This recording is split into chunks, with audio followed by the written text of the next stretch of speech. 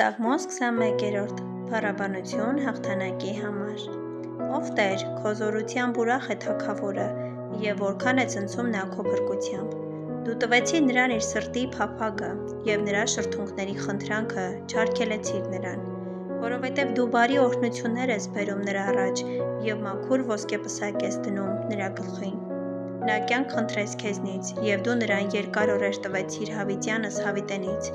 Մեծ է նրա փառքը քո փրկությամբ, փառք ու պատիվ ես դնում նրա վրա, որովհետև դու նրան հավիտենական օրհնություն տվեցիր, նրան ուրախացրիր քո ուրախությամբ, որովհետև թագավորը Տիրոջն է հուսացել, և Բարձրյալի ողորմությամբ չպիտի սասանվի։ Քո ձեռքը կգտնի քո բոլոր թշնամիներին, և քո աջը կգտնի քեզ ատողներին,